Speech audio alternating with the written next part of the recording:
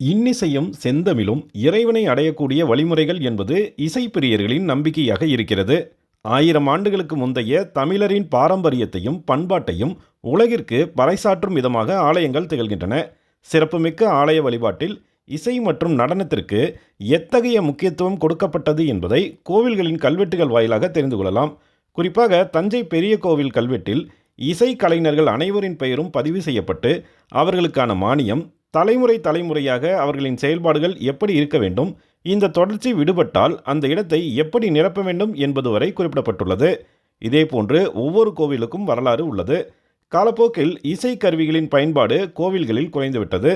இதனை மீட்டெடுக்கும் வகையில் சேலம் மாவட்ட அரசு இசைப்பள்ளி சார்பில் ஆலய வழிபாட்டில் இசையும் நடனமும் என்ற தலைப்பில் உலக இசை தின விழா கொண்டாடப்பட்டது. இதன் மூலம் இசை மற்றும் நடனத்தின் முக்கியத்துவத்தை அடுத்த தலைமுறையினர் தெரிந்து கொள்ள முடியும் என்கிறார் சேலம் மாவட்ட அரசு இசைப்பள்ளி முதல்வர் சங்கரராமன். அந்த இசையோடு அந்த ஸ்லோகத்தை சொல்லும்போதோ இல்லை அந்த உச்சரிப்பை சொல்லும்போது, தமிழ் உச்சரிப்புகளை சொல்லும்போது அந்த ராகத்தோடு படிக்கக்கூடிய நிறைய நம்ம பூஜாரிகள் நம்ம பார்த்துருக்கோம். அது ஈர்ப்பு சக்தி அப்படி உடனே ஆக்கர்ஷணம் பண்ணுன்னு சொல்லுவாங்க. ஈர்ப்பு அப்படியே ஒரு ஈர்ப்பு இருக்கும்.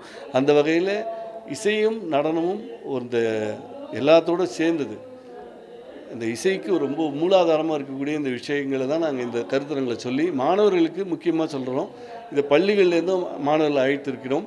அவர்களுக்கு அடுத்த சந்ததியினர் இதை பற்றி முக்கியமாக தெரிஞ்சுக்கணும் அப்படிங்கிறது எங்களோட நோக்கம்.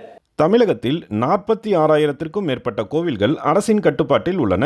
இவற்றில் அதிகம் வருவாய் தரக்கூடிய 10,000 கோவில்களில் இசை மற்றும் நடனத்தை வழிபாட்டின் போது முழுமையாக பயன்படுத்தினால் இதனை நம்பியிருக்கும் தொழில்முறை கலைஞர்களுக்கு வேலைவாய்ப்பு அதிகரிக்கும் வாய்ப்புள்ளது.